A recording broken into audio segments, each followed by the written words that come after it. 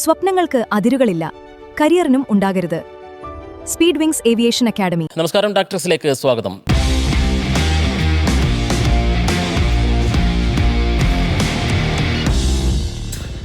ഈ ലോകകപ്പിൻ്റെ സെമിയിലെത്തുന്ന ആദ്യ ടീമായി ഫ്രാൻസ് മാറിയിരിക്കുന്നു. മൊറോക്കോയുടെ വെല്ലുവിളി അവർ അതിജീവിച്ചിരിക്കുന്നു അനായാസമായി എന്നുള്ളതാണ് കളിയുടെ പ്രത്യേകതയായി എടുത്തു പറയാനുള്ളത്. എനിക്കിപ്പം ജയേഷ് പൂക്കോട്ടിലുണ്ട്, ഒപ്പം MSKയും ചേരുകയാണ്. ജയേഷ്, ഇന്നത്തെ മത്സരം ഒരുപക്ഷെ കളി കണ്ടവരെ ആദ്യ പകുതി നിരാശപ്പെടുത്തിയെന്ന് തോന്നിപ്പിക്കുമെങ്കിലും ഫ്രാൻസിൻ്റെ തന്ത്രപൂർവ്വമായിട്ടുള്ള ഒരു നീക്കമെന്ന് വേണമെങ്കിൽ അന്തിമമായി നമുക്ക് വിലയിരുത്താൻ കഴിയും. കാരണം എതിരാളി ആരെന്ന് അറിഞ്ഞുകൊണ്ടുള്ള ഒരു കളി ഫ്രാൻസ് കാഴ്ചവെച്ചു.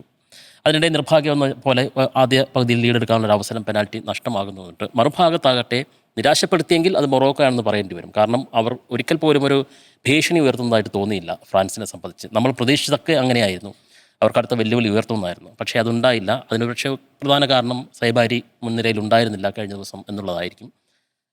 തന്ത്രം ഏതാണ്ട് വ്യക്തമായിരുന്നു. രണ്ട് ഡിഫൻഡർമാരിലാണ് മാറ്റം വരുത്തുന്നത്. ഒനാഹി കോച്ച് മാറ്റം വരുത്തിയത് മൊറോക്കോയെ സംബന്ധിച്ച് പറയുകയാണെങ്കിൽ. മറുഭാഗത്താകട്ടെ ബാർക്കോള മാറ്റിക്കൊണ്ട് ഡെസർഡുവെ വരുന്നു. അപ്പോൾ ആക്രമണമാണ് ലക്ഷ്യമെന്ന് ഫ്രാൻസും പ്രഖ്യാപിക്കുന്നു. പക്ഷേ ആകത്തുക 2-0 ഫ്രാൻസ് രണ്ടാം പകുതിയിൽ തീർത്തുകൊണ്ട് ആ പിഴവൊക്കെ തീർത്തുകൊണ്ട് ജയിക്കുന്നു. ഫ്രാൻസ് മത്സരം എപ്രകാരമായിരുന്നു? അതായത് ഇത്രയും ടോപ്പ് ക്വാളിറ്റി അറ്റാക്കേഴ്സ് ഉള്ള ഒരു ടീമിനെതിരെ നിങ്ങളൊരു കംപ്ലീറ്റ് ഡിഫൻസ് മോഡിലേക്ക് പോയിട്ട് ഏത് ടീമാണെങ്കിലും പോയിട്ടൊരു കാര്യമില്ല, എങ്ങനെയെങ്കിലും അവരടിക്കും. അപ്പോൾ പാരഗോയ്ക്കെതിരെ പാരഗോയ് കംപ്ലീറ്റ് ബസ് പാർക്ക് ചെയ്തിട്ടും കിട്ടിയ അവസരത്തിൽ അവർ മുതലാക്കി. ഈ മത്സരത്തിലെ 2 ഗോളുകളും അങ്ങനെ തന്നെയാണ്. അപ്പോൾ മൊറോക്കോയെ സംബന്ധിച്ചിടത്തോളം അവർ 4-2-3-1 ആണ് ശൈലിയിൽ വരുന്നതെങ്കിലും മത്സരം തുടങ്ങിയപ്പോഴേക്കും അത് 5-4-1 രീതിയിലാണ് നിന്നത്. ഓൾറെഡി ഒരു 5 ഡിഫൻഡേഴ്സിൻ്റെ ഒരു ബ്ലോക്ക് അവിടെയുണ്ട്. അതിന് തൊട്ട് മുമ്പിലായിട്ട് ഇപ്പോൾ നമ്മൾ ഈ മേൽപ്പാളി എന്നൊക്കെ പറയുന്ന പോലെ ഒരു 4 പ്ലെയേഴ്സ് വീണ്ടും നിൽക്കുന്നു. ആ രീതിയിലാണ് അവർ കളിക്കുന്നത്. സൈബാരി ഇല്ലാത്തത് കൊണ്ട് ഏതെങ്കിലും തരത്തിൽ അവരുടെ തന്ത്രം കൃത്യമായിരുന്നു, കംപ്ലീറ്റ്ലി ഡിഫൻസ് ചെയ്ത് കളിക്കുക, എപ്പോഴെങ്കിലും അവസരം കിട്ടുമ്പോൾ കൗണ്ടറിൽ അടിച്ച് കയറുക എന്നുള്ളത്. പക്ഷേ ആ വിധം അവിടെ ഓപ്പോസിറ്റ് ഫ്രാൻസിൻ്റെ ബോക്സിൽ ത്രെറ്റ് ഉണ്ടാക്കാൻ പാകത്തിലുള്ള സൈബാരി അവിടെ ഉണ്ടായിരുന്നില്ല എന്നുള്ളതാണ് അവരുടെ ഏറ്റവും വലിയ പ്രശ്നം. ഒപ്പം തന്നെ ഡിഫൻസിൽ അവർക്ക് വന്ന പാളിച്ചകൾ മെയിൻ ഒന്ന് ബുവാദിയെ പിൻവലിച്ച് അമ്രബാത്തിനെ കൊണ്ടുവന്ന ഒരു സെക്കൻഡ് ഹാഫിൽ കൊണ്ടുവന്ന 60-ാം മിനിറ്റിലാണ് അദ്ദേഹം കൊണ്ടുവരുന്നത്. ആ ഗോള് വന്ന ശേഷം അത് അത്ര നല്ല നീക്കമായിട്ട് തോന്നില്ല. കാരണം ബുവാദി അദ്ദേഹം വളരെ യങ്ങറാണ്. ബ്രസീലിനെതിരായ മത്സരത്തിലൊക്കെ നമ്മൾ കണ്ടതാണ് ക്വാളിറ്റി പ്ലെയർ ആണെന്നുള്ളത്. അദ്ദേഹം ഗംഭീരമായിട്ട് ബോള് ക്ലിയർ ചെയ്ത് ഒരു തരത്തിലുള്ള ഒരു ആശങ്കയൊന്നും ഇല്ലാതെ 2-3 പ്ലെയേഴ്സ് 3 ഭാഗത്തു നിന്ന് വന്നാൽ പോലും വളരെ കൂളായിട്ട് ബോൾ ഹാൻഡിൽ ചെയ്ത് പ്ലെയറെ കണ്ടെത്തുന്ന ഒരു താരമാണ് ബുവാദി എന്ന് പറയുന്നത്. അപ്പോൾ നമ്മുടെ ഈ ബുസ്കറ്റിസിൻ്റെ ഒക്കെ ഒരു ശൈലിയിൽ കളിക്കുന്ന ഒരു പ്ലെയറാണ്. കുറെ കൂടിയൊക്കെ എക്സ്പീരിയൻസ് ആകുന്ന മുറയ്ക്ക് ഉറപ്പായിട്ടും അദ്ദേഹത്തിന് ഒരു ക്വാളിറ്റിയിലേക്ക് പോകാൻ അതെ ക്വാളിറ്റിയിലേക്ക് പോകാൻ തക്ക കെൽപ്പുള്ള ഒരു പ്ലെയറാണ് ബുവാദി. ഫസ്റ്റ് ഹാഫിൽ നമ്മൾ കണ്ടതാണ് ഫ്രാൻസ് ആ രീതിയിൽ അറ്റാക്ക് ചെയ്ത് വരുമ്പോഴും ബോൾ റാഞ്ചി വളരെ കൂളായിട്ട് കളിക്കുന്ന ബുവാദിയെ നമ്മൾ കണ്ടിട്ടുണ്ട്. ഇപ്പോൾ അദ്ദേഹത്തിൻ്റെ ലൈൻ ബ്രേക്കിങ്ങളായാലും ഇപ്പോൾ മൈനസ് പാസുകളായാലും അതിൽ ഒരു ചന്തം ഉണ്ടായിരുന്നു ബുവാദിയുടേത്. അപ്പോൾ ബുവാദിയെ പിൻവലിച്ച് അമ്രബാത്തിനെ കൊണ്ടുവന്നത് ആ നീക്കം പാളി എന്ന് തോന്നുന്നു. അതിനു മുമ്പേ പിറന്നിട്ടുണ്ട്. നേരത്തെ പറഞ്ഞ പോലെ തന്നെ കംപ്ലീറ്റ്ലി ഡിഫൻസിലേക്ക് പോകുമ്പോഴൊരു പ്രശ്നം എന്ന് വെച്ച് കഴിഞ്ഞാൽ അവർ എപ്പോഴെങ്കിലും ഒരു അറ്റാക്കിന് ശ്രമിക്കുമല്ലോ. കാരണം 0-0 അല്ലല്ലോ അവരുടെ ലക്ഷ്യം, കിട്ടുന്ന അവസരത്തിൽ ഗോൾ അടിക്കുക എന്നുള്ളതാണല്ലോ. അങ്ങനെ കയറുമ്പോഴാണ് ഫസ്റ്റ് ഗോൾ വരുന്നത്. അത് ഞാൻ പറഞ്ഞു, ക്വാളിറ്റിയുള്ള അറ്റാക്കേഴ്സ് ഉണ്ടാകുമ്പോൾ ആ ചെറിയ ഗ്യാപ്പ് ഒരു ഫ്രാക്ഷൻ ഓഫ് സെക്കൻഡ് കൊടുത്താൽ മതി, എംബാപ്പെ അത് മുതലാക്കുകയും ചെയ്യും. കൃത്യമായിട്ട് അത് മുതലാക്കി. ആ 2 ഗോളുകളും ബോക്സിന് പുറത്തുനിന്നാണ് വന്നത്. അതും കൂടി നമ്മൾ നോക്കാനുണ്ട്. അവർ കംപ്ലീറ്റ് ഡിഫെൻഡ് ചെയ്യുമ്പോഴാണ്. ഒന്ന് എംബാപ്പയുടെ ഒരു ഷോട്ട്, ഒരു പെർഫെക്റ്റ് അളവും തൂക്കൊക്കെ കൃത്യമായ ഒരു കേളറായിരുന്നു. ആ കേളറിൽ യാസിൻ ബോനിനൊന്നും ചെയ്യല്ല. അതിനു മുമ്പ് ഒരു പെനൽറ്റി വിൻ ചെയ്യായിരുന്നു. പക്ഷേ അതൊരു വെയിറ്റും ഇല്ലാത്ത അടിയായിപ്പോയി. വളരെ സിമ്പിളായിട്ട് ഇട്ട് കൊടുത്തു. യാസിൻ ബോനിനെ സിമ്പിളായിട്ട് തന്നെ എടുക്കാൻ പറ്റും. ആ ഒരു മൈൻഡ് ഗെയിമിൽ യാസിൻ ബോൻ ജയിച്ചു എന്നുള്ളത് സത്യം. പക്ഷേ എംബാപ്പയ്ക്ക് അറിയായിരുന്നു അതിൻ്റെ അവസരം വരുന്നു. ഇപ്പോൾ മെസ്സി പെനൽറ്റി മിസ്സാക്കുമ്പോഴും നമ്മൾ പറയുന്നുണ്ട് അവർക്ക് അവസരം കിട്ടും. ആ കിട്ടുന്ന അവസരം അവർ മുതലാക്കുകയും ചെയ്യും. കൃത്യമായിട്ടൊരു ഗംഭീരമായ ബോക്സിന് പുറത്തുനിന്നുള്ളൊരു കേളറിലോടുകൂടി എംബാപ്പെ തൻ്റെതാക്കി. ഒരു 5 മിനിറ്റാണ് തന്നെ, അതായത് ഗോളൊന്നും പിറക്കൂല, അവർ 90 മിനിറ്റ് വരെ കൊണ്ടുപോകുമെന്ന് തോന്നിച്ച ഘട്ടത്തിലാണ് 5 മിനിറ്റ് കൊണ്ട് അവർ 2 ഗോളും അടിക്കുന്നത്. രണ്ടാമത്തെ ഗോളും ഡംബലയും വന്നൊരു ഗ്രൗണ്ടറാണ് അടിക്കുന്നത്. ഒരു പന്തെടുത്ത് കൊണ്ടുവന്ന് ബോക്സിന് പുറത്ത് നിന്ന് ഒരു കാർപ്പറ്റാണ് അടിക്കുന്നത്. അതും യാസിൻ ബോനു അവിടുന്ന് ഒരു അടി പ്രതീക്ഷിക്കുന്നില്ല. അദ്ദേഹം പറഞ്ഞത് ക്വാളിറ്റിയുള്ള സ്ട്രൈക്കേഴ്സിന് പ്ലെയേഴ്സിന് ഒരു അർദ്ധാവസരം മതി അത് മുതലാക്കാനെന്നുള്ള അങ്ങനെ ഒരു 2-0 ഒരു ഈസി ലീഡിൽ പോകുന്നു. ഒരു തരത്തിൽ പോലും തിരിച്ച് അങ്ങോട്ട് അറ്റാക്ക് ചെയ്യാൻ ഉള്ളൊരു ആവത് ഉണ്ടായിരുന്നില്ല മൊറോക്കോയ്ക്ക് എന്നുള്ളതാണ്. കാരണം ഈ വിധം നിസ്സഹായാവസ്ഥയിൽ കിടക്കുന്ന മൊറോക്കോ നമ്മൾ കണ്ടിട്ടില്ല. അപ്പോൾ ഇന്നത്തെ മത്സരത്തിൽ എനിക്ക് തോന്നുന്നു 9 ടാർഗറ്റ് ഷോട്ടുകൾ ഫ്രാൻസിനുണ്ട്. മൊറോക്കോ അടിച്ചത് ആകെ ഒരു ഷോട്ടാണ്, 83-ാം മിനിറ്റിലാണ്. അതെ ഒറ്റ ഷോട്ടാണ് അടിച്ചത്. അപ്പോൾ മൊറോക്കോ നമുക്കറിയാം 2022 കഴിഞ്ഞ ഖത്തർ ലോകകപ്പിൽ ഒരു കറുത്ത കുതിരകൾ എന്നൊക്കെ പറഞ്ഞു. പക്ഷേ ഈ ലോകകപ്പിലേക്ക് വരുമ്പോൾ അവർ കറുത്ത കുതിരകളല്ല, അവർ ഓൾറെഡി ശക്തരാണ്. റാങ്കിങ്ങിൽ 6ാം സ്ഥാനമുണ്ട്. ഖത്തർ ലോകകപ്പിന് ശേഷം 63 മത്സരം കളിച്ചതിൽ, ഈ ഒരു 4 വർഷ കാലയളവിൽ 63 മത്സരം കളിച്ചതിൽ 3 മത്സരം മാത്രമേ അവർ തോറ്റിട്ടുണ്ടായിരുന്നുള്ളൂ. കഴിഞ്ഞ 35 മത്സരങ്ങൾ അവർ അൺബീറ്റൺ ആയിരുന്നു. അത്തരത്തിൽ ഗംഭീരമായ, അതിനിടയിൽ ബ്രസീലടക്കമുള്ള ഗംഭീര ടീമുകളായിട്ട് കളിച്ചു. അത്തരത്തിൽ ഒരു ടോപ്പ് സ്റ്റാറ്റുമായിട്ട് വരുന്ന ടീം ഈ വിധം തോറ്റു എന്നുള്ളതല്ല, അപ്പോൾ ഒരു എതിരാളികൾ അവരെക്കാൾ ഗംഭീരമാണ്. ഫ്രാൻസാണ് നമുക്കറിയാം. പക്ഷേ അവരെക്കാൾ ഒരു ഈ ക്വാളിറ്റിയുള്ള ഗെയിമല്ല നമ്മൾ മൊറോക്കോയിൽ നിന്ന് പ്രതീക്ഷ എന്നുള്ളതാണ് സത്യം. ഒപ്പം തന്നെ ഫ്രാൻസിൻ്റെ ഇതിലെടുത്ത് പറയാനുള്ളത് ഡെസ്റ്റിഡുവെ തിരിച്ചു വന്നു. അപ്പോൾ ബാർക്കോളയ്ക്ക് പകരം പരഗ്വയ്ക്കെതിരെ ബാർക്കോളയായിരുന്നു. പക്ഷേ ബാർക്കോളയ്ക്ക് പലപ്പോഴും അവരുടെ ഒരു പൂട്ട് പൊളിക്കാൻ പറ്റുന്നുണ്ടായിരുന്നില്ല. പരഗ്വയ്ക്കെതിരെ ഗോൾ വരുന്നത് ഡുവെ ഇറങ്ങിയതിന് ശേഷമാണ്. ഡുവയുടെ ഒരു പെനൽറ്റി കിട്ടുന്നത് പോലും ഡുവെ ബോക്സിലുണ്ടാക്കിയൊരു പിന്നിലാട്ടത്തിൻ്റെ പുറത്താണ്. അപ്പോൾ ഫസ്റ്റ് 11-ൽ നേരെ ഡുവയെ കൊണ്ടുവരുന്നു, ഡുവെ ഒരു അസിസ്റ്റ് സ്വന്തമാക്കുന്നുണ്ട്. അപ്പോൾ അത്തരത്തിൽ ഫ്രാൻസിന് ഏത് താരങ്ങളെ വെച്ച് കഴിഞ്ഞാലും ഫ്രാൻസിന് പകരക്കാരുടെ ഒരു ഗംഭീരമായ നിരയുമുണ്ട് എന്നുള്ളത് കൃത്യം തന്നെയാണ്. അത് തന്നെയാണ് ഫ്രാൻസിൻ്റെ ഏറ്റവും വലിയ ക്വാളിറ്റി എന്ന് പറയുന്നത്. ഇനിയിപ്പോൾ സ്പെയിൻ വേഴ്സസ് ബെൽജിയം മാച്ച് വരുന്നുണ്ട്. അതിന് സ്പെയിൻ ജയിച്ചു വരികയാണെങ്കിൽ ഏറ്റവും ഒരു ടോപ്പ് ക്വാളിറ്റി മാച്ച് നമുക്ക് കാണാൻ പറ്റും. റിപ്പോർട്ടർ ടിവിയും മൈജിയും ചേർന്നൊരുക്കുന്ന ലോകകപ്പ് പ്രവചന മത്സരം. നേടാം ടയോട്ട ഗ്ലാൻസ കാർ അടക്കമുള്ള ബമ്പർ സമ്മാനങ്ങൾ. Visit reporterlive.com. Scan this QR code. MSK, നമ്മളെ കഴിഞ്ഞ മത്സരത്തിന് മുമ്പും പറഞ്ഞിരുന്നത് ഫ്രാൻസിൻ്റെ ഒരു വെല്ലുവിളിയാകും മൊറോക്കോ എന്നായിരുന്നു. പക്ഷേ അത് ഉണ്ടായില്ല എന്നതാണ് ഒരു ഫുട്ബോൾ പ്രേമിയെ സംബന്ധിച്ച് നിരാശപ്പെടുത്തുന്ന ഒരു കാര്യം എന്ന് പറയുന്നത്. മത്സരത്തിലേക്ക് വരുമ്പോൾ ഈ പറഞ്ഞ വ്യക്തമായിട്ട് ജയേഷ് പറഞ്ഞു കഴിഞ്ഞു. ആ ദശാംസ് എന്ന ചാമ്പ്യൻ കോച്ച് എങ്ങനെയാണ് പെരുമാറുന്നതെന്ന് ഇന്നലെ കൂടി നമ്മൾ കണ്ടു. അതിൽ ഒറ്റ മാറ്റം, ടീമിൽ വരുത്തിയ ദുബായെ കൊണ്ടുവന്നൊരു മാറ്റം, അത് ശരിയാണ്. മറുഭാഗത്ത് എംബാപ്പയെ പറ്റി പറയുമ്പോൾ എംബാപ്പെ ഇന്നലെയും നേട്ടത്തിലേക്ക് എത്തുന്നു, മെസ്സിക്കൊപ്പം എത്തുന്നു, 8ാം ഗോളും അടിച്ച് ഒപ്പം എത്തുന്നു എന്നുള്ള കാഴ്ചയാണ്. പെനാൽറ്റി മിസ്സാക്കുന്നു. അത് എനിക്ക് തോന്നുന്നത് ആ പെനാൽറ്റി മിസ്സാക്കുന്നത് ബോനു അദ്ദേഹത്തെ ഒന്ന് കബളിപ്പിച്ചെന്ന് തോന്നുന്നു. ആദ്യം ഒന്ന് മൂവ് ചെയ്യുന്നു, കിക്ക് എടുക്കുന്നതിന് തൊട്ട് മുമ്പ് അദ്ദേഹം ഒന്ന് റൈറ്റിലേക്ക് ഒന്ന് ആടുന്നു. അതിനുശേഷം അദ്ദേഹം കബളിപ്പിക്കുന്നു, എംബാപ്പയെ റീഡ് ചെയ്യുന്നു, അല്ലെ എംബാപ്പയെ തെറ്റിദ്ധരിപ്പിച്ച് ഗോൾ സേവ് നേട്ടം. മാത്രമല്ല എംബാപ്പയുടെ ഷോട്ട് വെയിറ്റ് ഉണ്ടായിരുന്നില്ല. സാധാരണ എംബാപ്പെ പവറുള്ള പെനൽറ്റിക്ക് അടിക്കുക, ഇത് വളരെ ഒരു പതുക്കെ ഇട്ട് കൊടുക്കുന്ന പോലത്തെ ഒരു ബോളായിരുന്നു. അതിന് മുമ്പ് തുടക്കത്തിലെ തന്നെ ഒരു 2 തവണ ഒരു റീബൗണ്ട് സേവും യാസിൻ പോലും നടത്തുന്നുണ്ടായിരുന്നു. അപ്പോൾ നമ്മൾ പ്രതീക്ഷിച്ചത് കുറച്ചുകൂടി ക്വാളിറ്റി ഗെയിമായിരുന്നു, പക്ഷേ അതുണ്ടായില്ല. അതിനർത്ഥം എന്ന് പറയുന്നത് ഫ്രാൻസിനെ തടയാൻ ശേഷിയുള്ളത് അവസാനം 8ലേക്ക് കടക്കുമ്പോഴും സെമിയിൽ അല്ലെങ്കിൽ ഫൈനലിലേക്ക് എത്താൻ ഫ്രാൻസിനെ തടയാൻ ശേഷിയുള്ള ഒരു ടീമായി നമ്മൾ കണക്കാക്കിയ മൊറോക്കോയ്ക്ക് മുന്നിൽ അവർ അപ്രസക്തരാകുമ്പോൾ, അല്ലെങ്കിൽ ഫ്രാൻസ് ജയിച്ച് കയറുമ്പോൾ ഫ്രാൻസിനെ തടയാൻ ആളില്ല എന്ന പാത്തിലേക്കാണോ കാര്യങ്ങൾ നീങ്ങിയെന്നാണ് എൻ്റെ സംശയം. അല്ല, നമ്മൾ കഴിഞ്ഞ മത്സരത്തിൽ ഈ മൊറോക്കോയുടെ കളി കാണുമ്പോൾ നമ്മൾ ഇതുവരെ കണ്ട മൊറോക്കോ അല്ല. കാരണം മൊറോക്കോ നന്നായിട്ടാണ് ഈ ടൂർണമെൻറ്റിൽ കളിച്ചത്. പക്ഷേ കഴിഞ്ഞ മത്സരങ്ങളിൽ ആ മൊറോക്കോ അല്ല നമ്മൾ കണ്ടിരിക്കുന്നത്. അവർ വേണ്ടത്ര, അതായത് ഏതെങ്കിലും ചുളിവിലൊരു ഗോള് കിട്ടുകയാണെങ്കിൽ ഞങ്ങൾ അത് വെച്ച് നേരെ ഫ്രാൻസിനെ തോൽപ്പിച്ചോളാം എന്ന രീതിയിലാണ് അവരുടെ ഒരു പെർഫോമൻസ്. ആ രീതിയിൽ കളിക്കുന്ന ഒരു മൊറോക്കോയാണ് കണ്ടത്. ഫ്രാൻസ് എന്നുള്ളത് അവരവരുടെ ശക്തമായിട്ടുള്ള രീതിയിൽ ഇപ്പം ഡംബലയും എംബാപ്പയും തമ്മിലുള്ള ഒരു കൂട്ടുകെട്ട്, ശരിക്കും അവർ രണ്ടുപേരും ഗോളടിച്ച് കൂട്ടുകയാണ്. ഇപ്പോൾ 5 ഗോളുകൾ ഡെമ്പലെ അടിച്ചു ഈ ലോകകപ്പിൽ, എംബാപ്പെ 8 ഗോൾ അടിച്ചു. 8 ഗോൾ പ്ലസ് 3 അസിസ്റ്റ്. അപ്പോൾ അങ്ങനെ നോക്കുമ്പോൾ ടോപ്പ് സ്കോർമാരുടെ ലിസ്റ്റിൽ മെസ്സിയുടെ മുകളിലാണ് അദ്ദേഹത്തിൻ്റെ സ്ഥാനം. അപ്പോൾ ഇവർ രണ്ടുപേരും ഇപ്പം നമ്മൾ 2002 ലോകകപ്പിൽ നമ്മുടെ ഓർമ്മയിലുണ്ട്. കാരണം അതായത് നമ്മുടെ റൊണാൾഡോവും റിവാൾഡോവും അടിച്ചു കൂട്ടുന്ന ഒരു ലോകകപ്പ് ഉണ്ടല്ലോ, 2006 2002 എന്നുള്ള ഒരു സംശയമുണ്ട്. 2006 ഓക്കെ. ആ ലോകകപ്പിൽ റിവാൾഡോവും 5 ഗോൾ അടിച്ചിട്ടുണ്ട്, റൊണാൾഡോവും അടിച്ചു കൂട്ടുന്നത്. അപ്പോൾ ഒരു ലോകകപ്പിൽ ഒരു ടീമിലെ കളിക്കാർ തന്നെ 5 അതിൽ കൂടുതലോ ഗോളുകൾ അടിക്കുന്ന ഒരു ചരിത്രം വീണ്ടും ആവർത്തിക്കുന്ന ഒരു കാഴ്ചയാണ് ഫ്രാൻസിനെ സംബന്ധിച്ചിടത്തോളം കാണുന്നത്. അപ്പം ഫ്രാൻസ് അവരുടെ ശക്തമായിട്ടുള്ള ഗെയിം തന്നെ ഒരു സമയത്ത് പോലും അവരവരുടെ ഒരു ഗെയിമിൻ്റെ ഒരു ഗതിയോ മറ്റോ ഒന്നും മാറ്റിയിട്ടില്ല. ആക്രമണം നടത്തുന്നു, അവർക്ക് ഗോളടിക്കാൻ ഇപ്പോൾ ഒരു പെനാൽറ്റി നഷ്ടപ്പെട്ടിട്ട് പോലും അവർക്ക് അതൊരു ടെൻഷനോ ഉള്ള കാര്യമൊന്നും ആയിരുന്നില്ല. അവരടിക്കും എന്ന രീതിയിൽ തന്നെ ആ മെൻറ്റാലിറ്റി തന്നെയാണ് കളിച്ചിരുന്നത്. ഇപ്പം നമ്മൾ അർജന്റീനയെ കുറിച്ച് പറയും ചാമ്പ്യൻ മെൻറ്റാലിറ്റി എന്നുള്ളത്. അതേ ചാമ്പ്യൻ മെൻറ്റാലിറ്റി ഫ്രാൻസും ഈ ലോകകപ്പിൽ ഉടനീളം കാഴ്ചവെച്ചിട്ടുണ്ട്.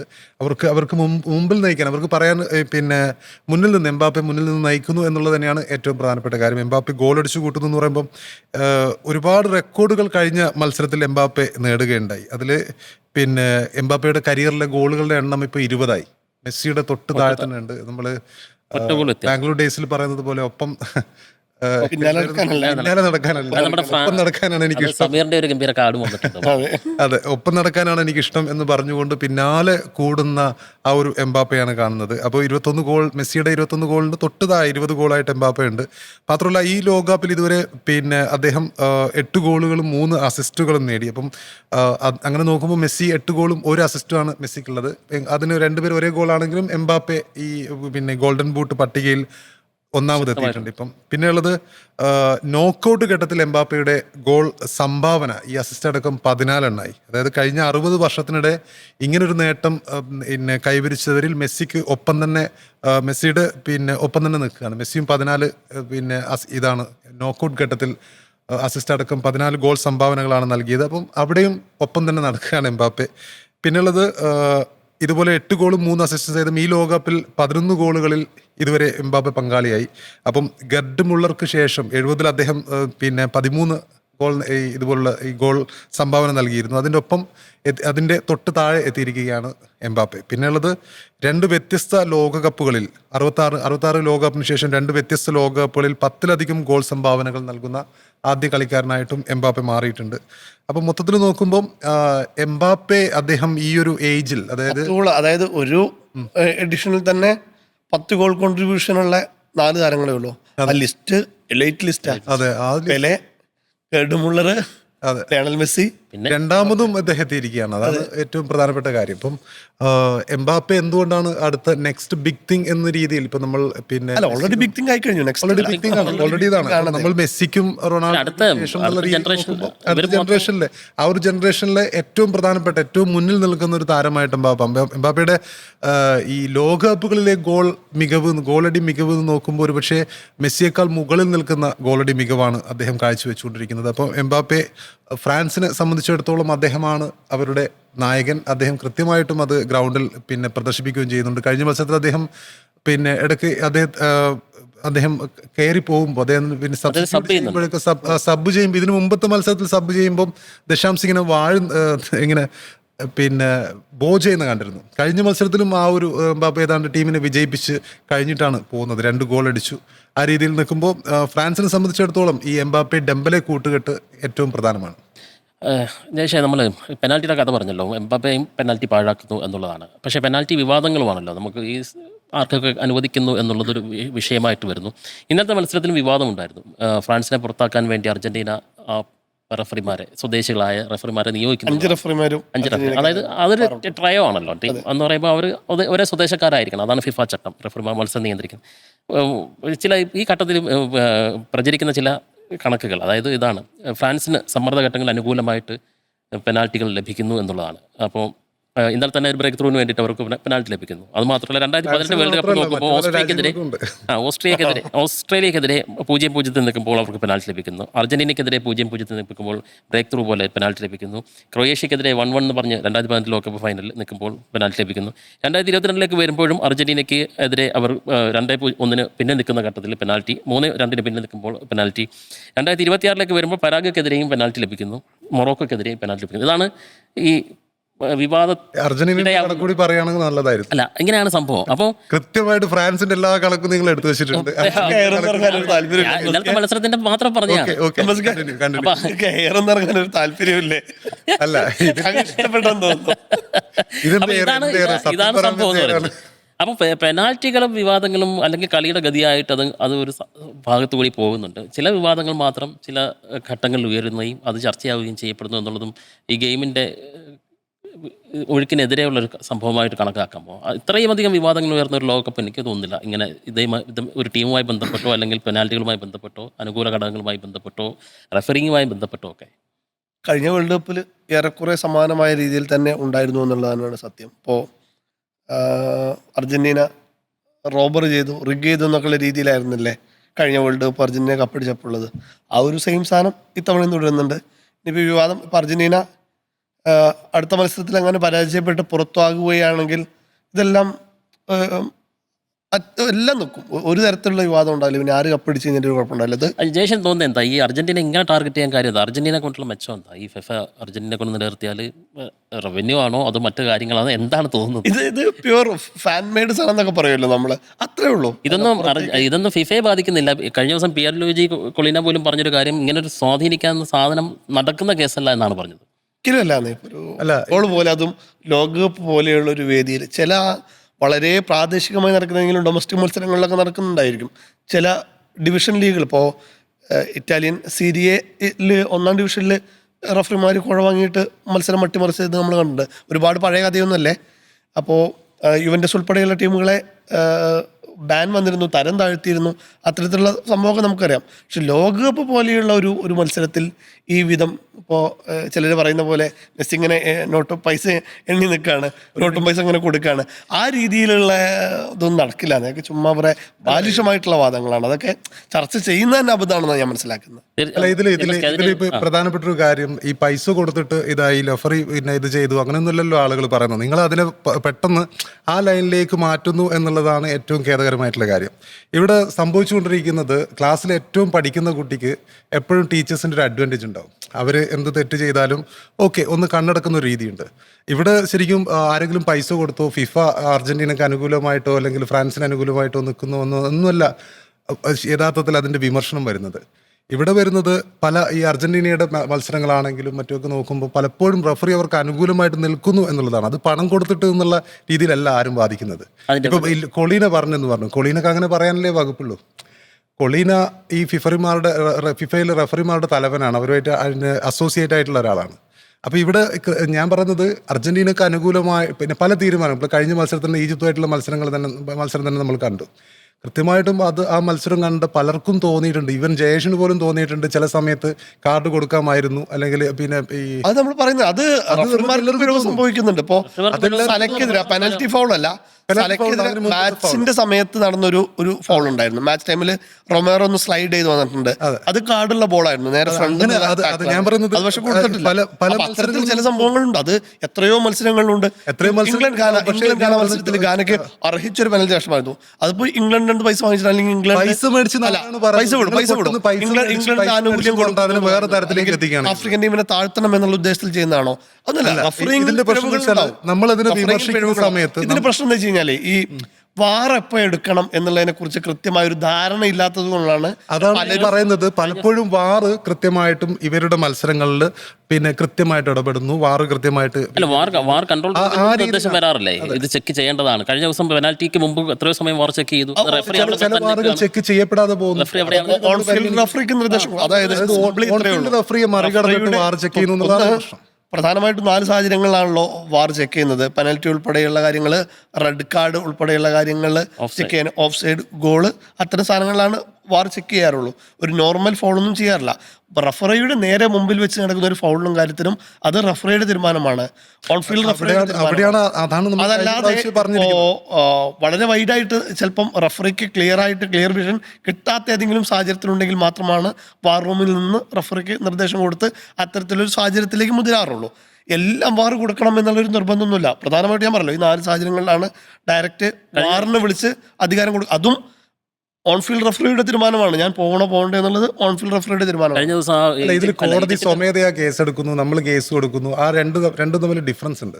പലപ്പോഴും അർജന്റീനയുടെ ഇതിൽ വരുന്ന സമയത്ത് അല്ലെങ്കിൽ പിന്നെ ഈ സമയത്ത് അവർ തന്നെ വാറ് തന്നെ കൃത്യമായിട്ട് ഇടപെടുന്നു എന്നുള്ളതാണ് നമ്മൾ പലപ്പോഴും കണ്ടിട്ടുള്ളത്. അതാണ് നമ്മൾ ഫൗൾ ഉണ്ടല്ലോ, അതിന് പക്ഷേ ലൈൻ റഫറി എവേ ആയിരുന്നു, മറ്റേ ഹാഫിലായിരുന്നു. അദ്ദേഹത്തിന് ആ പൊസിഷനിൽ ശ്രദ്ധിക്കാൻ കഴിഞ്ഞില്ല എന്നുള്ളതുകൊണ്ടാണ് പിന്നീട് അത് വാറിലേക്ക് പോകുന്നതും അതിനൊരു വിശദീകരണമായിട്ട് വന്നിരിക്കുക. അത് സത്യവുമാണ്. കാരണം അവരുടെ ഹാഫിലായിരുന്നു ആ ലൈൻ റഫറിയുടെ പൊസിഷൻ എന്ന് പറയുന്നത്. ഇപ്പുറത്തെ ഹാഫിന്റെ ഈ കോർണറിലായിരുന്നു ആ ഫൗൾ നടന്നതെന്ന് ശ്രദ്ധിക്കണം. പിന്നെ ക്ലാസ്സിലെ മികച്ച കുട്ടിയുടെ കാര്യം പറഞ്ഞതുകൊണ്ട് ഞാൻ ഒരു ഉദാഹരണം പറയട്ടെ. അത് ഫിഫ റഫറിമാർ തന്നെ വെളിപ്പെടുത്തിയിട്ടുള്ളൊരു കാര്യമാണ്. അതായത് സൂപ്പർ താരങ്ങളെ സംരക്ഷിക്കേണ്ട ഒരു ചുമതല കൂടി മത്സരത്തിന് ഇറങ്ങുന്ന റഫറിമാർക്കുണ്ട്. അതായത് അവരെ ഫൗൾ ചെയ്യപ്പെട്ടാലോ അവരെ വീഴ്ത്തുകയോ ചെയ്താൽ ഉടനടി ഫൗൾ വിസിൽ മുഴക്കുകയോ അല്ലെങ്കിൽ അതിനാവശ്യമായ നടപടി എടുക്കുകയോ ചെയ്യേണ്ട എന്നുള്ളത് ഒരു അലിഖിത ചട്ടമായിട്ട് തന്നെ ഫിഫയുടെ ഭാഗത്ത് നിന്നുണ്ട് എന്നുള്ളതാണ്. അതായത് അവരെ സംരക്ഷിക്കും. കാരണം അവരാണ് ഈ ടൂർണമെന്റ് ഈ ഗെയിമിന്റെ ബ്രാൻഡ് അംബാസിഡർ. മെസ്സി ആകാം, എംബാപ്പെ ആകാം, അല്ലെങ്കിൽ ഹാലൻഡ് ആകാം, ഇങ്ങനെയുള്ള സൂപ്പർ താരങ്ങളായിക്കോട്ടെ, അവരെ ഏതെങ്കിലും തരത്തിൽ ലക്ഷ്യമിടുന്നു, ഫിസിക്കലി ലക്ഷ്യമിടുന്നു എന്ന് തോന്നിക്കഴിഞ്ഞാൽ അത് ആ ഘട്ടത്തിൽ ഇടപെടാൻ റഫറിമാർക്ക് അധികാരമുണ്ട്.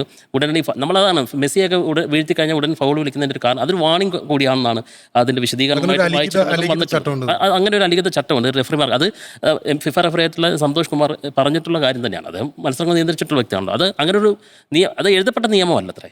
പക്ഷേ അങ്ങനെ ഒരു അവരെ സംരക്ഷിക്കണം. അവർ പിന്നെ ഏറ്റവും പഠിക്കുന്ന അതെ, അതുകൊണ്ട് ഞാനൊരു ആഡ് ഓൺ ചെയ്തതേ ഉള്ളൂ. ജേഷ് നമുക്ക് വരികയാണെങ്കിൽ നമുക്ക് ഇനിയിപ്പോൾ യൂറോപ്പിൻ്റെ അധിനിവേശം തന്നെ പറയേണ്ടിയിരിക്കുന്നു ഈ ലോകകപ്പിൽ. കാരണം ഇനിയിപ്പോൾ അവശേഷിക്കുന്ന ആഫ്രിക്കൻ പ്രതീക്ഷയും മാറി. ലാറ്റിൻ അമേരിക്കയുടെ ഒരു പ്രാതിനിധ്യമായി ലോക ചാമ്പ്യന്മാരായ അർജന്റീന മാത്രമേ ഉള്ളൂ. മറുഭാഗത്താകട്ടെ 6 യൂറോപ്യൻ അവശേഷിക്കുകയും ചെയ്തു. ഫ്രാൻസ് സെമിയിലെത്തി, ബെൽജിയം, സ്പെയിൻ വരുന്നു, പിന്നെ സ്വിസ് ഉണ്ട്, മറ്റൊരു ടീം കൂടിയുണ്ടല്ലോ അല്ലേ. അപ്പോൾ അങ്ങനെയാണ് യൂറോപ്പിൻ്റെ ഒരു ഗെയിമായി മാറുമോ ഈ ലോകകപ്പ് എന്നുള്ളതൊരു സംശയമാണല്ലോ. ഒരാളുണ്ടല്ലോ അത് രസമായിരിക്കും. കാരണം ഗംഭീരമായിട്ട് ആ മത്സരം രസമായിരിക്കും. സ്വിറ്റ്സർലൻഡ് വേഴ്സസ് അർജന്റീന രസമായിരിക്കും. ഇന്നത്തെ മത്സരത്തിന് വേണ്ടിയിട്ടാണ് രണ്ട് പ്രമുഖര്. അതായത് സുവർണ തലമുറ കത്തിത്തീരാണ്. സുവർണ തലമുറയുടെ അവസാന കണ്ണികളാണ് ഇപ്പോൾ ഈ വേൾഡ് കപ്പ് കളിക്കുന്നത്. ഇപ്പോൾ ഡിബ്രൂയിൻ ആയിക്കോട്ടെ, ലുക്കാക്കു ആയിക്കോട്ടെ, അവരുടെയൊക്കെ ഒരു അവസാന രീതി അവസാന നിമിഷങ്ങളിലാണ് അവർ കളിക്കുന്നുള്ളത്. അപ്പോൾ തുടക്കം ആദ്യത്തെ മാച്ച് സമനിലൂടെയാണ് ബെൽജിയം തുടങ്ങിയത്. അപ്പോൾ നമ്മളെല്ലാവരും പറഞ്ഞു ആ ഓവറേജ് ആയി കാര്യമൊന്നുമില്ല, അതങ്ങ് വിട്ടേക്കെന്ന് പറഞ്ഞു. പക്ഷേ അവർ പതുക്കെ കയറി വന്ന് ഓരോ മത്സരത്തിലും ഇമ്പ്രൂവ് ചെയ്ത് വന്നിട്ടാണ് കളിക്കുന്നത്. ഇപ്പോൾ ഗംഭീരമായിട്ട് ഇപ്പോൾ അവസാന മത്സരത്തിൽ നമുക്കറിയാം USA 4-1 തകർത്തത്. അടിച്ചു കൂട്ടുന്നുണ്ട് ഗോളുകൾ. ഇപ്പോൾ സ്പെയിനായിട്ട് കമ്പയർ ചെയ്ത് നോക്കുമ്പോൾ സ്പെയിന് 9 ഗോൾ അടിച്ചിട്ടുള്ളൂ, ബെൽജിയം 11 ഗോൾ അടിച്ചു. പക്ഷേ അതിനനുസരിച്ച് സ്പെയിൻ ഒറ്റ ഗോൾ വഴങ്ങിയിട്ടില്ല, ബെൽജിയം 5 ഗോൾ വഴങ്ങിയിട്ടുണ്ട്. ബെൽജിയം എല്ലാവരുമായിട്ടും ഗോൾ വഴങ്ങുന്നു എന്നുള്ള പ്രത്യേകത. പക്ഷേ അതിനനുസരിച്ച് അവർ അടിക്കുന്നുമുണ്ട്. ഇപ്പോൾ ലുക്കാക്കു സൂപ്പർ സബ്, അദ്ദേഹം 3 ഗോളുകൾ ഓൾറെഡി നേടിക്കഴിഞ്ഞു. ക്രൂഷ്യൽ മാച്ചുകളിലെല്ലാം അദ്ദേഹം ഗോൾ അടിക്കുന്നുണ്ട്. സ്പെയിൻ ആണെങ്കിൽ വ്യത്യസ്ത സ്കോറേഴ്സാണ് വരുന്നത്. അവിടെ ഓയർസബാൽ 4 ഗോളായിട്ട് മുന്നിലുണ്ട്. അപ്പം കഴിഞ്ഞ മാച്ചിൽ മൈക്കൽ മെറീനാണ് വരുന്നത്. നമ്മൾ തീരെ പ്രതീക്ഷിക്കാതെ ഒരു സൂപ്പർ സബ് വരുന്നതും മാത്രമല്ല പോർച്ചുഗലിനെ തോൽപ്പിച്ചെത്തിയതിൻ്റെ ഒരു കോൺഫിഡൻസ് ഉറപ്പായിട്ടും സ്പെയിനുണ്ടാവും. ഒരു മത്സരത്തിൽ മേധാവിത്വം ഞാൻ കാണുന്നത് സ്പെയിനാണ്. കാരണം എല്ലാ പൊസിഷനിലും ഒരേ ക്വാളിറ്റിയിൽ കളിക്കുന്ന പ്ലേയേഴ്സ് ഉണ്ട്. മാത്രമല്ല കംപ്ലീറ്റ് നിയന്ത്രണം ഏറ്റെടുത്ത് കളിക്കുകയാണ്. നേരത്തെ പറഞ്ഞ പോലെ തന്നെ ബെൽജിയത്തിൻ്റെ ഡിഫൻസ് ഇച്ചിരി പൊളിഞ്ഞായതുകൊണ്ട് സ്പെയിൻ ഈസി ആയിട്ട് കയറാൻ കഴിയുമെന്നുള്ളതാണ് ഞാൻ മനസ്സിലാക്കുന്നത്. എങ്ങനെയാണെന്നുള്ളതാണ് സ്പെയിൻ വേഴ്സസ് ഇപ്പോൾ പറഞ്ഞ പോലെ സുവർണ്ണ തലമുറ കൊഴിയുന്ന ബെൽജിയം, സുവർണ്ണ തലമുറയെ ഉണ്ടാക്കാൻ പോകുന്ന സ്പെയിൻ. അതായത് വില്യംസ്, യമാൽ, പെഡ്രി, റോഡ്രി അടക്കമുള്ള അവരുടെ സുവർണ്ണ തലമുറയിലേക്കുള്ള യാത്രയിലാണെന്ന് തോന്നുന്നു സ്പെയിൻ. അപ്പോൾ അവർക്ക് ഈ ലോകകപ്പ് കൂടി അനിവാര്യമാണെന്ന് തോന്നുന്നു. ഇതിൽ എനിക്ക് തോന്നുന്നു ബെൽജിയമാണ് കുറച്ചുകൂടി നല്ല ഫുട്ബോൾ ഈ ലോകകപ്പിൽ കളിച്ചിട്ടുള്ളത്. ഒരു ഘട്ടത്തിൽ 2 ഗോളിന് പിന്നിൽ നിന്ന സമയത്ത് ഇവർ ഇതേപോലെ അവസാനം 3 ഗോൾ അടിച്ചിട്ടൊരു കംബാക്ക് ഒക്കെ നടത്തിയിട്ടുണ്ട്. അപ്പം സെനഗലിനെതിരെ. അപ്പം അതും ഒരു ക്രൂഷ്യൽ ഗെയിമായിരുന്നു. അപ്പോൾ അതിൽ അവർ കംബാക്ക് നടത്തിയിട്ടുണ്ട്. സ്പെയിന് പല മത്സരം, ഇപ്പം കേപ്പ് വെർഡെയുള്ള മത്സരം പിന്നെ ഗോൾ രഹിത സമനിലയിൽ പിരിഞ്ഞു. പോർച്ചുഗലായിട്ടുള്ള കഴിഞ്ഞ മത്സരം എന്നുള്ളത് സ്പെയിന് തന്നെയായിരുന്നു അഡ്വാൻറ്റേജ് ഉണ്ടായിരുന്നു. സ്പെയിൻ തന്നെയായിരുന്നു മികച്ച ഫുട്ബോൾ കളിച്ചിരുന്നത്. അപ്പോൾ സ്പെയിനൊരു വലിയൊരു പിന്നെ മത്സരം ഈ ലോകകപ്പിൽ കളിക്കാൻ അത്രയും ടൈറ്റ് മത്സരം ഒന്നും കളിക്കേണ്ട ആവശ്യം വന്നിട്ടുണ്ടായിരുന്നില്ല. മേ ബി ഫസ്റ്റ് ടൈറ്റ് മത്സരമായിരിക്കും. പക്ഷേ ബെൽജിയം ഈ സെനഗലിനെതിരെയുള്ള മത്സരം, അതുപോലെ തന്നെ പിന്നെ അമേരിക്കക്കെതിരെയുള്ള മത്സരം, അതൊക്കെ നല്ല രീതിയിൽ പെർഫോം ചെയ്തിട്ടാണ് വരുന്നത്. അപ്പോൾ അവരുടെ സംബന്ധിച്ചിടത്തോളം പിന്നെ ലൂക്കാക്കുവിനെ പോലുള്ളൊരു താരം അവരുടെ ഒപ്പമുണ്ട്. കെവിൻ ഡ്യൂബ്രെയിനെ പോലത്തെ ഒരു താരമുണ്ട്. ലൂക്കാക്കു ഈ ലോകകപ്പിൽ ഒരുവിധ മത്സരങ്ങളിലൊക്കെ പകരക്കാരനായിട്ടാണ് സബ്ബായിട്ടാണ് ഇറങ്ങിയത്. അപ്പോൾ സബ്ബായിട്ട് ഇറങ്ങുന്ന ലൂക്കാക്കുവിനെ ഭയക്കണം. കാരണം ആ സമയത്തൊക്കെ അദ്ദേഹം ഇറങ്ങിയതിന് ശേഷം ഉണ്ടാക്കുന്ന ഇമ്പാക്റ്റുകളുണ്ട്. അതിനുശേഷമുള്ള മിനിറ്റുകളിലൊക്കെ കൃത്യമായിട്ടും ഗോൾ നേടുന്നുണ്ട്. ഗോളിനുള്ള പിന്നെ ഈജിപ്തിനെതിരെയുള്ള ആ ഗോൾ തന്നെ നമുക്കറിയാം ഒരു സെൽഫ് ഗോളായിട്ട് വന്നിട്ടുണ്ടായിരുന്നെങ്കിൽ പോലും അത് ലൂക്കാക്കുവിൻ്റെ പ്രസ്സിങ് ഗെയിമായിരുന്നു. അതിനൊപ്പം തന്നെ ഈ സെനഗലിനെതിരെയുള്ള തിരിച്ചുവരവിലെ ഫസ്റ്റ് ഗോൾ ഇദ്ദേഹമാണ് അടിക്കുന്നത്. അപ്പം ആ ഒരു ഗെയിം ഇത് നോക്കുമ്പോൾ തീർച്ചയായിട്ടും ബെൽജിയത്തിന് തന്നെയാണ് ഒരു അപ്പർ എഡ്ജ് ഞാൻ കാണുന്നത്. തീർച്ചയായിട്ടും. അപ്പം ഫ്രാൻസ് മൊറോക്കോ മത്സരം കഴിഞ്ഞു. ഫ്രാൻസ് സെമിയിലേക്ക് മുന്നേറി. ഇനിയിപ്പോൾ സ്പെയിൻ വേഴ്സസ് ബെൽജിയമാണ് എന്ന് നടക്കാൻ പോകുന്നത്. അതിൽ 6 എന്നുള്ളതാണ് അടുത്ത ആകാംക്ഷ നൽകുന്ന വലിയ കാര്യമെന്നുള്ളത്. നമുക്ക് മത്സരത്തിനായി കാത്തിരിക്കാം. അതിൻ്റെ വിശേഷങ്ങളുമായി വീണ്ടും കാണാം.